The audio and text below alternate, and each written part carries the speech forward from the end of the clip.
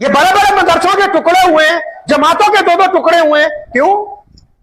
इनका मसला दीन नहीं है, इस्लाम इनका मसला नहीं है। कई लोग समझते जी ये तो दीन की वजह है, दीन इनका मसला होता तो ये खालिद बिन वलीद की तरह चंद कदम पीछे हट के कहते कि मैं तो अबू उबैदा बिन जर्राह की इमामत के अंदर भी तैयार हूं। नहीं बड़ी, वो एक आदमी चला रहा है, कई कई लाख मुलाजिम हैं, लेकिन वो बड़े इंस्टीट्यूट, बड़ी बड़ी जमातें, बड़े बड़े लोग, छोटे छोटे घर, कारोबार, इसलिए वो तबाह हो गए या हो रहे हैं क्योंकि उनमें दो या तीन लोग जो हैं किसी एक को अपना बड़ा मानने के लिए तैयार ही नहीं है। अस्सलाम वालेकुम दोस्तों, उम्मीद है आप हजरात खैरियत से होंगे। आज हम आपको दिखाने वाले हैं शाह इमाम पंजाब मौलाना उस्मान लुधियानवी साहब ने बताया कि तबलीगी जमात वालों का आपस में इख्तिलाफ क्यों हुआ है और इनमें दो टुकड़े क्यों हो गए। तो आइए देखते हैं शाह इमाम साहब ने क्या सुना होगा। सहाबा में 10 सहाबी ऐसे हैं जिनको अशराए मुबश्शरा कहते हैं, मतलब उनको अल्लाह ने दुनिया में ही कह दिया, रसूलुल्लाह सल्लल्लाहु अलैहि वसल्लम ने दुनिया में बता दिया कि तुम जन्नत में जाओगे 100%।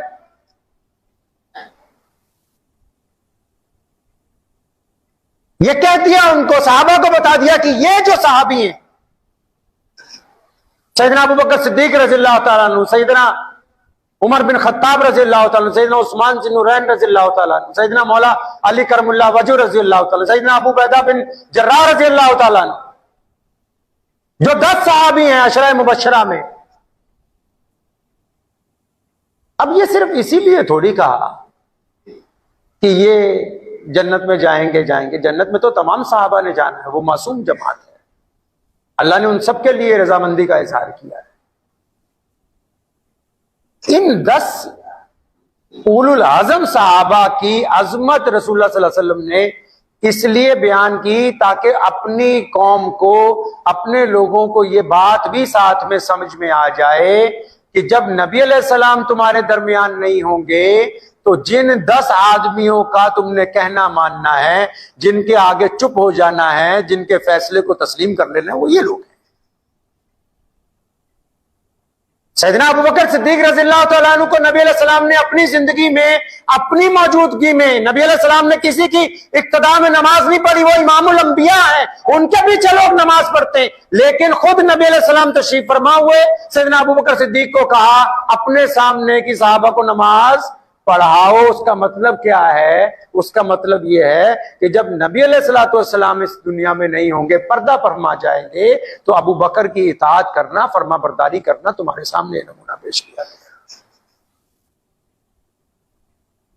इताअत और फरमा बरदारी दीन का एक जुज है, एक जरूरी हिस्सा है हमारे मजहब का, और सिर्फ मजहब का ही नहीं, जिंदगी का भी हिस्सा है, घर के मामलात का हिस्सा है, कारोबार के मामलात का हिस्सा है। और सहाबा किराम रज़ियल्लाहु तआला अजमाइन तो इसके नमूने थे जीते जागते। आज से तकरीबन 1400 साल पहले की बात है, जब नबी अलैहिस्सलाम इस कायनात से पर्दा फरमा गए, तो जब मुसलमान निकले हैं मदीनतुल मुनव्वरा से पूरी दुनिया को फतह करने के लिए, तो जो सबसे फ्रंट लाइन पे थे, आगे आगे जो थे सबसे, उनमें सैयदना खालिद इब्ने वलीद रज़ियल्लाहु तआला अन्हु जर्नल थे, रसूलुल्लाह के चहेते साहबी, अशरा मुबश्शरा में। और नबी अलैहिस्सलाम ने कहा कि खालिद अल्लाह की तलवारों में से एक तलवार है, मतलब उनका रुतबा बुलंद करने के लिए उनको लक़ब दिया गया। सबसे आगे वो होते थे, मतलब बाकी लोग पीछे 200, 300 किलोमीटर भी आ रहे हैं, वो आगे से आगे शहर फतेह करते हुए जा रहा है।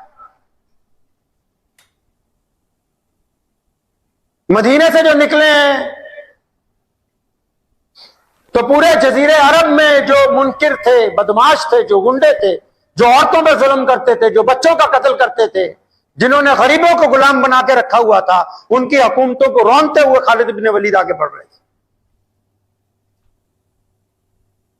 अब इधर सैयदना अबू बकर सिद्दीक खलीफा थे, खालिद बिन वलीद रज़ियल्लाहु तआला अन्हु सबसे फ्रंट लाइन में इंचार्ज थे।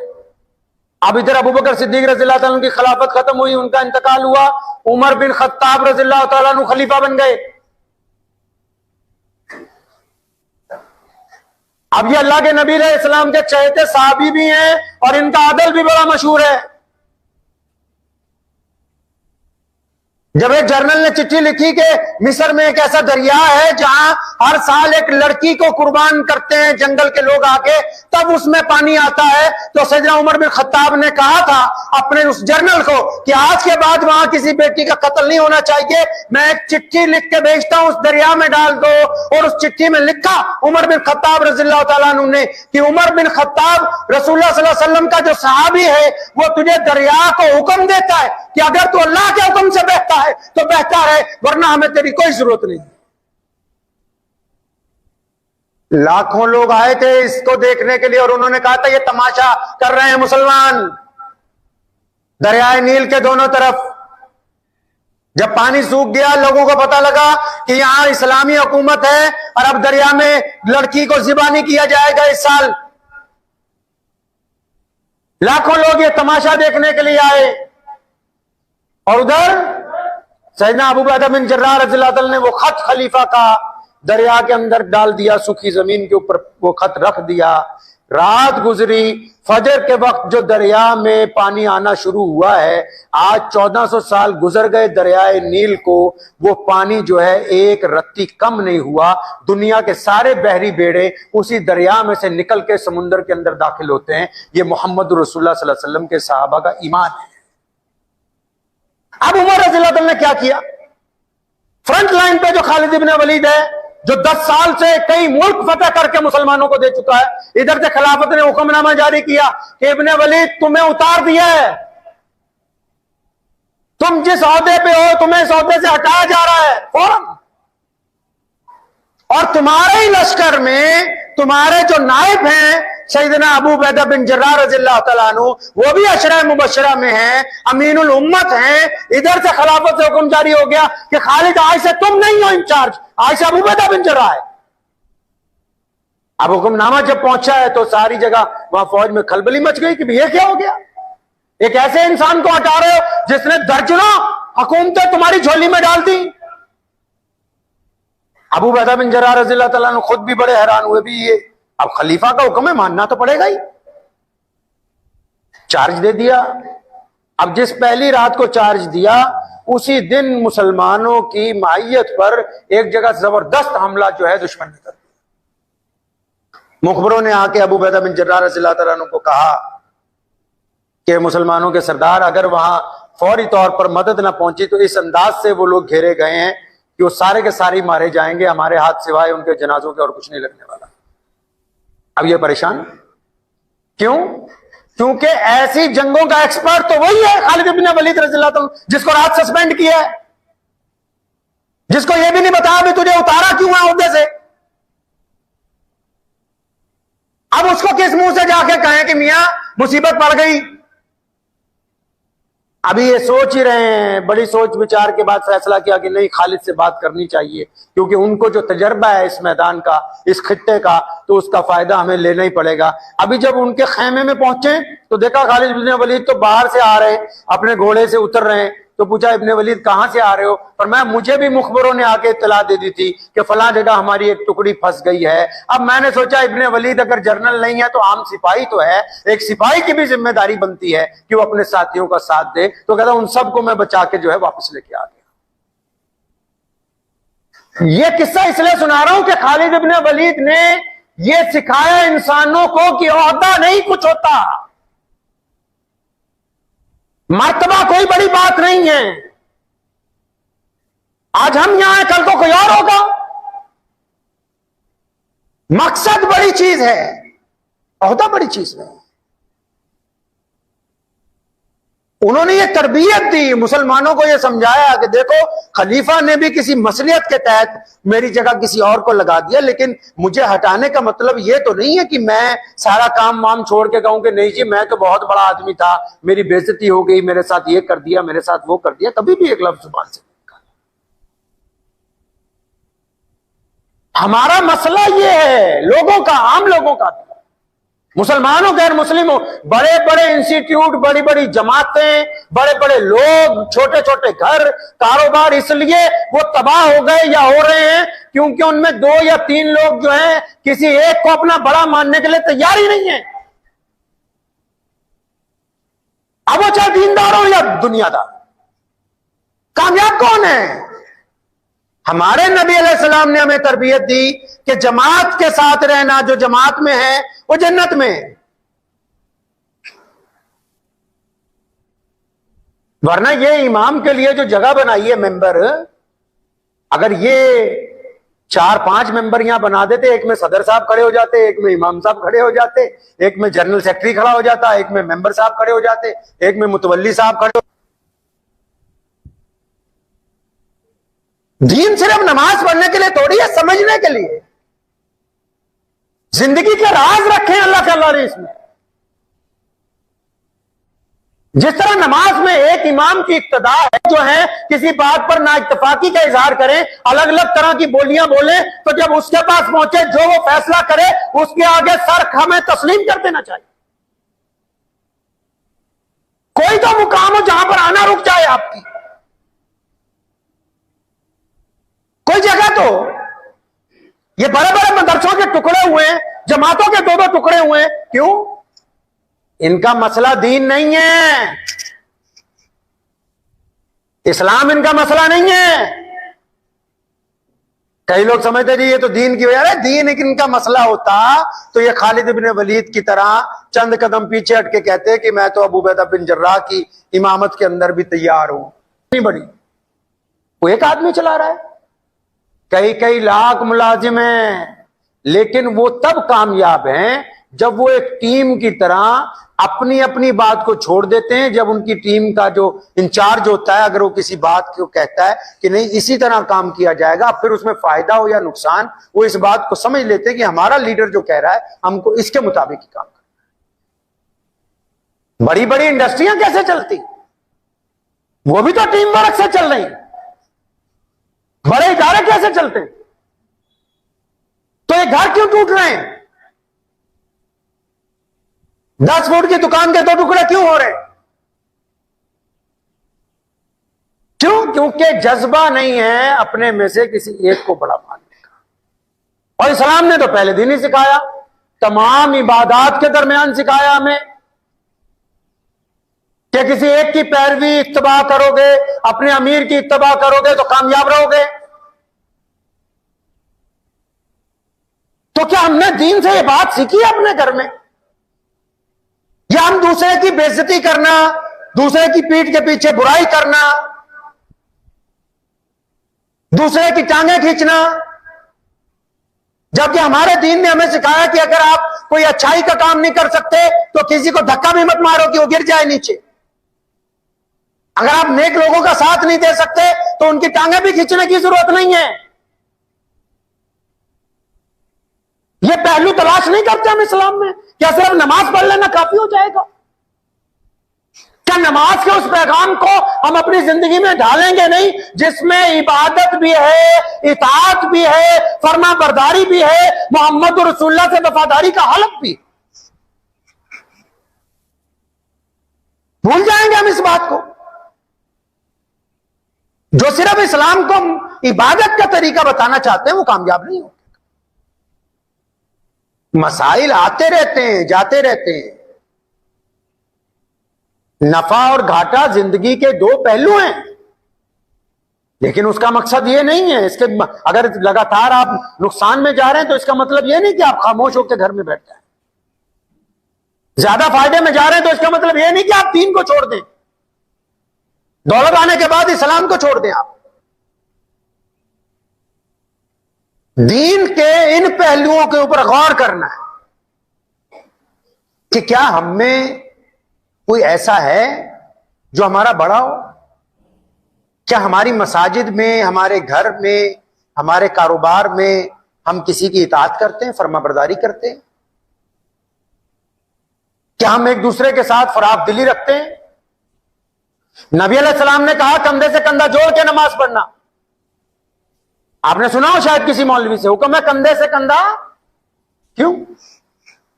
भाई कोई तो पल्लेदार आता है, पसीने से शराबोर होता है, कोई चौधरी साहब होते हैं, इतर बहुत लगाया हुआ होता है, किसी के बड़े खूबसूरत कपड़े हैं, किसी के फटे हुए हैं। ये मोहम्मद रसूलुल्लाह सल्लल्लाहु अलैहि वसल्लम ने कह दिया कंधे से कंधा जोड़ के खड़े रहो। क्यों? सिर्फ नमाज पढ़ानी मकसूद थोड़ी थी। अल्लाह के नबी अलैहि सलाम चाहते हैं कि आपके दिल आपस में मिल जाएं। एक दूसरे से जो नफरत है या एक दूसरे से जो दिल के अंदर कराहियत पैदा होती है, इंसानों को देख के जो कराहियत पैदा होती है, अच्छा जी ये काला है, ये गरीब है, ये मिस्कीन है, ये अपाहिज है, ये जो दिल में कराहियत आती है, नबी अलैहि सलाम ने उसका भी इलाज नमाज में कहा कि हाँ एक दूसरे के कंधे से कंधा जोड़ के खड़े होना, ताकि तुम्हारी अंदर जो कराहियत है, एक दूसरों को लेके अगर कोई नफरत है या तुम अपने को किसी से आला समझते हो तो वो बात तुम्हारे अंदर खत्म हो जाए, तुम लोगों से प्यार और मोहब्बत करने वाले। अब ये कराहियत सिर्फ नमाज में ही थोड़ी खत्म की है,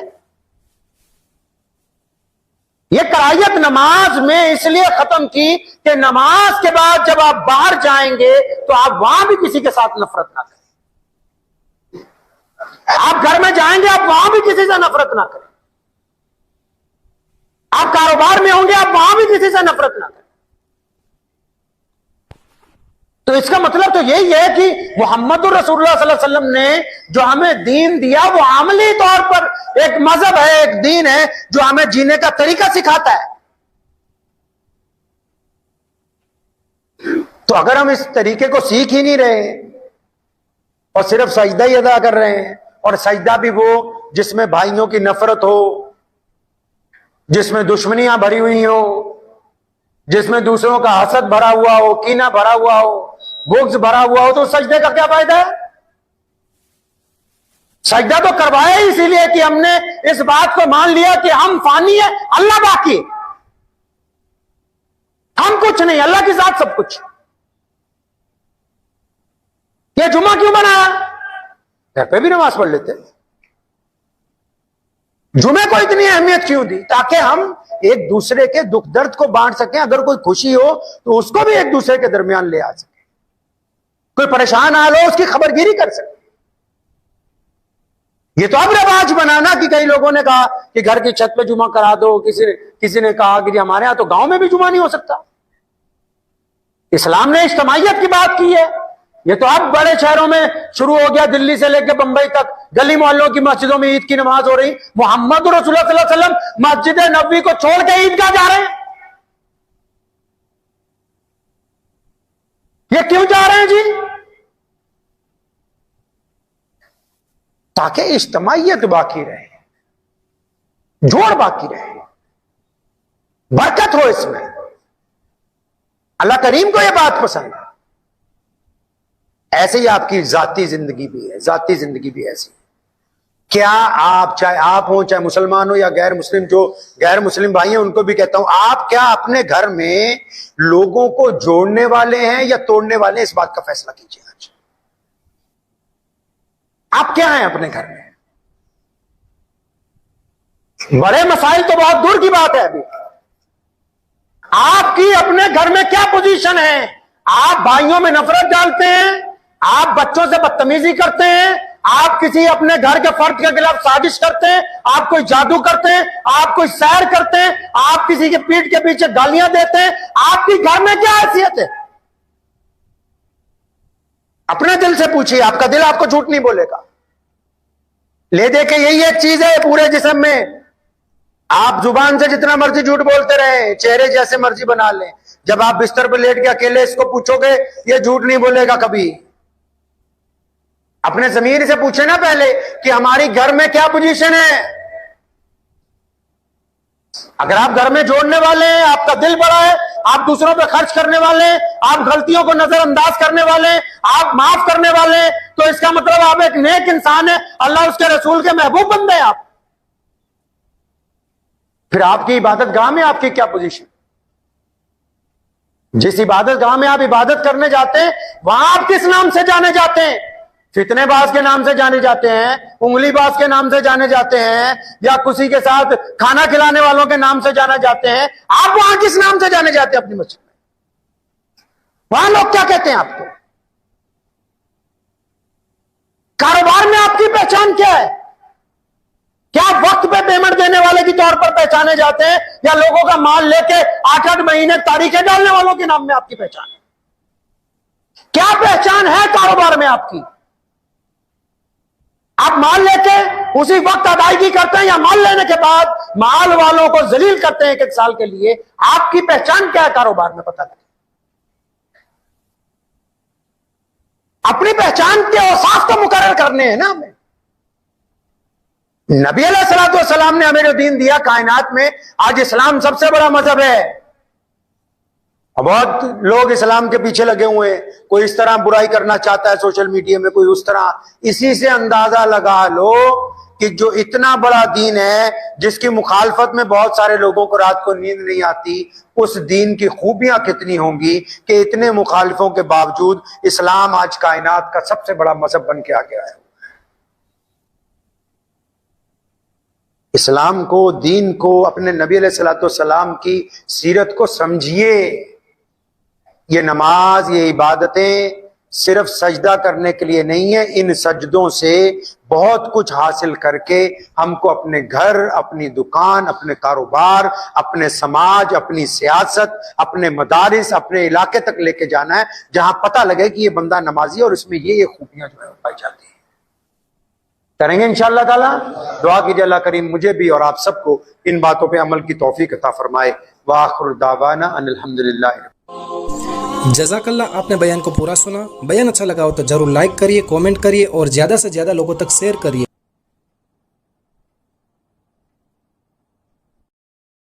तो दोस्तों, अगर आपको वीडियो अच्छा लगा हो तो लाइक करें और कमेंट में अपनी राय जरूर बताएं।